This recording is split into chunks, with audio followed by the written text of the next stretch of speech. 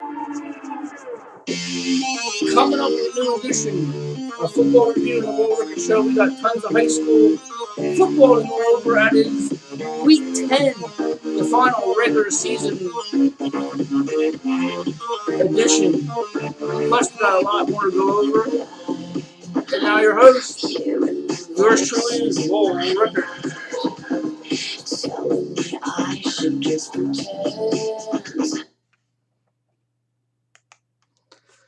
Good evening, sports fans. This is Lowell Rickard, and welcome to Week 10 of Football Review and the regular season finale. Haven't done a show in a couple weeks. I'm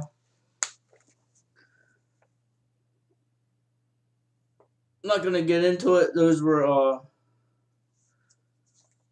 they weren't real competitive games, let's say the last 2 weeks, especially the Juniata game last week, Oberhofen. We can briefly discuss the game last week quickly here.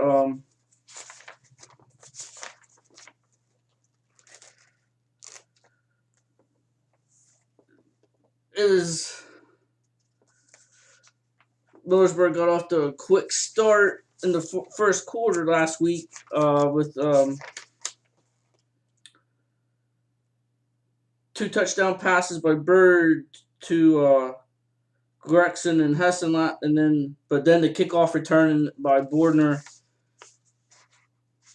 let Oberhofen back in, and they hung in the first half, hung around, but Millersburg just took over. Tyler Erdman took over last week. He had a big game last, 19 carries, 196, 2 scores, and a 35-14 win over Oberhofen. Now on to the night. A win, and Millersburg's definitely in the district playoff. They're sitting at number 4. DeLone right behind them at 5, and you have York Catholic, who plays tomorrow against York Tech. Steel High at 2. Camp Hill number 1. Camp Hill is solid number 1. And pretty much Steel High is a solid 2. But if both would lose, it would be very interesting as to what would happen. And this was kind of an ugly game, both with Millersburg pretty much from the second quarter on controlling field position, wearing them down, but not take advantage of turnovers and the field position. Where the first quarter, Kennerdale just took it to us, dominated. Chase Carlisle had a big first quarter, but opening drive of the second half, 10 plays, 68 yards. Tyler Erdman, touchdown, Wingard, extra point. And that was all was needed, 7-6. Millersburg beats Kennerdale, goes unbeaten 5-0 at home. Haven't lost a home game in a while. So Millersburg ends the year on a 2-game streak, 6-4, and will go into the District 3A playoffs with a week off. Not knowing yet, we'll know after tomorrow where Millersburg's going. They could be either Steel High or they're going to Camp Hill. And we got a score, and later on we go over the scores. But here's the scoring summary for the night. Chase Carlisle, 55-yard run on the second play of the game.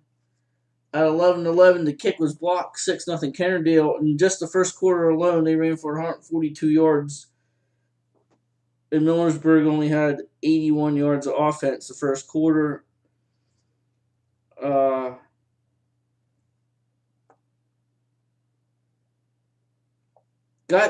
They got in territory of Kennerdale, had a nice drive going, but a big sack and a holding penalty canceled that out. But from the second quarter on, it was all Millersburg. The defense just held them, did a tremendous job. held them to 63 rushing yards from the second quarter on, and 68 passing yards. So Millersburg pretty much dominated the second, third, and fourth quarter, whereas Millersburg ran for 122 yards the fourth quarter and threw for 45. So they controlled the run game from the second quarter on. Had a couple opportunities with turnovers.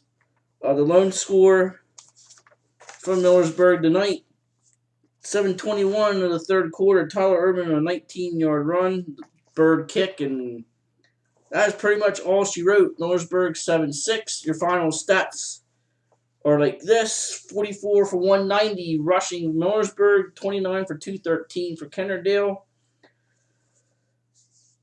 Kennerdale 5 of 12, 68 yards. Passing, Millersburg 9 for 19 for 59. 3 turnovers. The fumble there at the fourth quarter sealed the deal.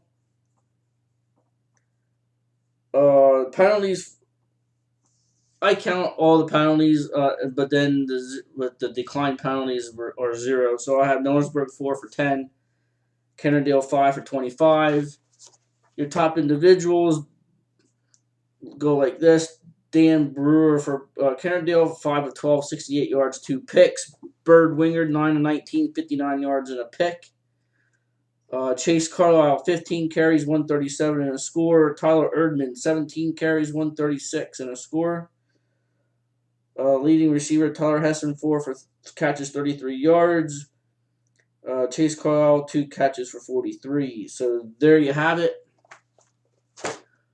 Brackets will come out, I believe, Sunday night. I would think. I think that's how they've done it in years past. And I will come on, and I will go through A, double A, triple A, quad A, for the brackets of the District 3, and I will try and get what Tri-Valley and other local teams in their district in Eastern Conference, or if anybody is going Eastern Conference as well. It looks like, I think if Lime Mountain won tonight, they would be in.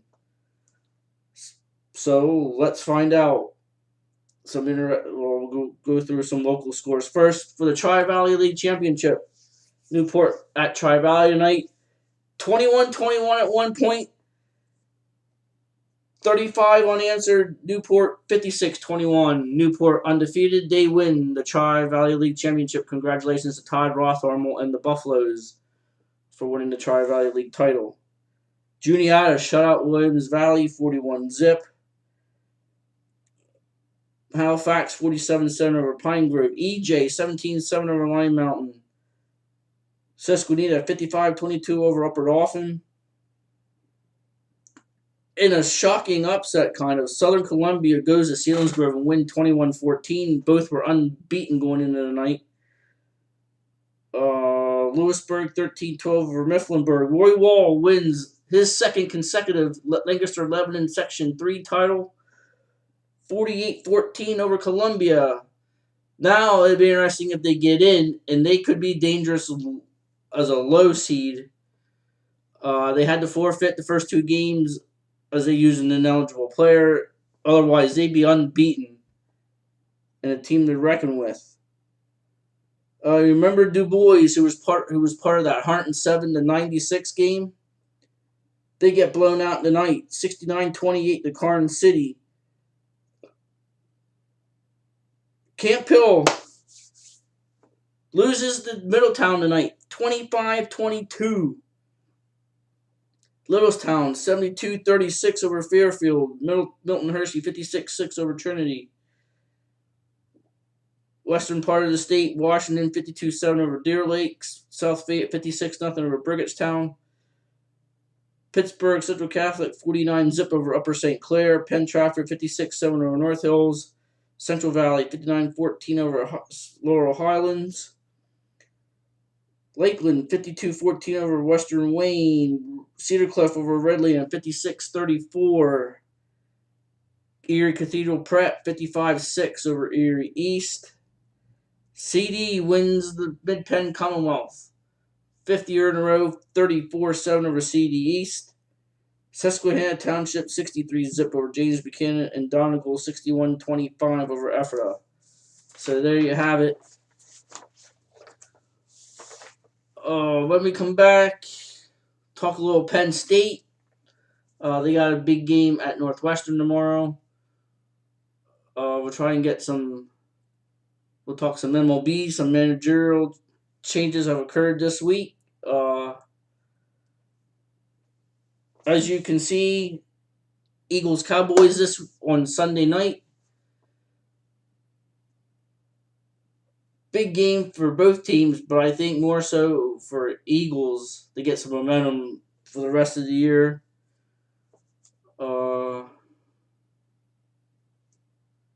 Trying to think what else.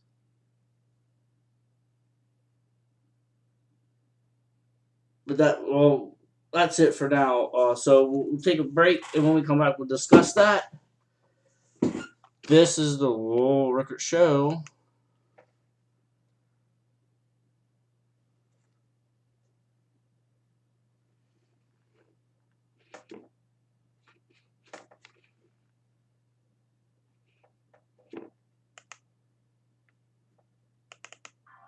On the Lowell Rickert Network. We'll be right back in a few minutes.